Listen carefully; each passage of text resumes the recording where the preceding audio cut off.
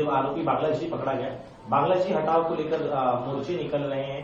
देखिए, मोर्चे तो निकल रहे हैं, लेकिन जो मोर्चे निकल रहे हैं भाजपा के अगर होंगे तो मैं उनसे यही पूछना चाहता हूं कि बांग्लादेशी हटाओ मोर्चा ये आप प्रधानमंत्री महोदय के ऑफिस पे लेके जाओ और पूछो कि आपकी सरकार जो है 10 साल से है, लेकिन बांग्लादेशियों को क्यों नहीं रोक पाई है।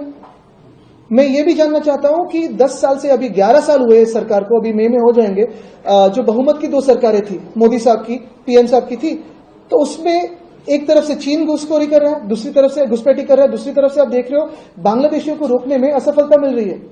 और इसी बात को हम पिछले साल भी छेड़ रहे थे कि जब बांग्लादेश में हिंदू आक्रोश कर रहे हैं कि उनपे अन्याय हो रहा है, उनपे अत्याचार हो रहा है, तभी इसी केंद्र सरकार ने, भाजपा की केंद्र सरकार ने चावल बांग्लादेश को भेंट दे दी है।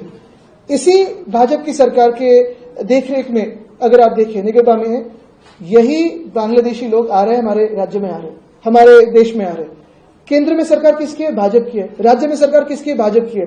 होम मिनिस्ट्री केंद्र में किसके पास है? भाजपा के पास है। राज्य में होम मिनिस्ट्री किसके पास है? भाजपा के पास है। तो फिर ये भाजपा की असफलता नहीं है?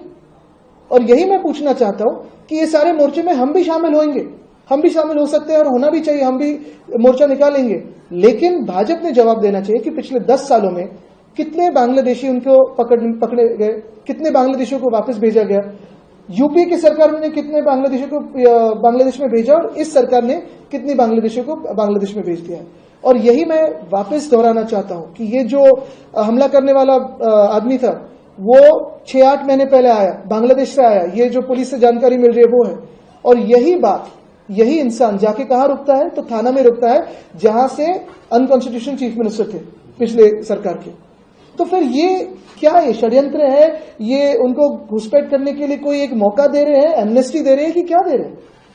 इसके अलावा आपको लगता है कि दिल्ली में विधानसभा चुनाव है, इसका फायदा उठाएंगे बीजेपी? देखिए, बीच में तो अरविंद केजरीवाल साहब ने तो साफ दिखाया था कि जो रोहिंग्या के कॉलोनीज है, हरदीप सिंह पुरी जी की तो ट्वीट है उस पर कि उन्होंने, केंद्र सरकार ने तो बिठाया उनको।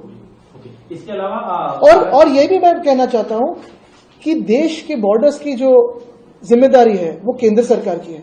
अगर बॉर्डर्स से चीन घुसपैठी कर रहे हैं या फिर बांग्लादेशी आके बस रहे हैं तो ये असफलता सिर्फ भाजपा की है और केंद्र सरकार की है, क्योंकि पिछले 10 सालों में बहुमत की सरकार भाजपा की रही है। आदित्य जी, आपसे जानना चाहिए, आपकी सरकार के 2019 में देखा था, आप लोगों ने काफी हमको लगाया था कि बॉर्डर सुरक्षित है।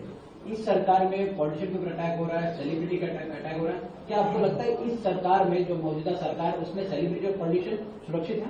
मुझे लगता है आम नागरिक भी कहां सुरक्षित है। पिछले सरकार देखो या अभी की सरकार देखो, कोई हिट एंड रन करके भाग जा रहा है, कभी कोई किसी के घर पे गोलियां चला रहा है, कोई कुछ भी चल रहा है, और होम डिपार्टमेंट क्या कर रहा है फिर?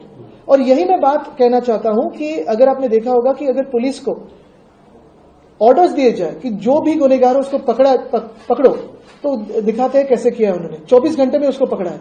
लेकिन वाल्मीकि करार में होम डिपार्टमेंट और सरकार उसको खुद को शरण आना पड़ा, यानी होम डिपार्टमेंट उसको प्रोटेक्ट कर रहा था कि सरकार उसको प्रोटेक्ट कर रही थी।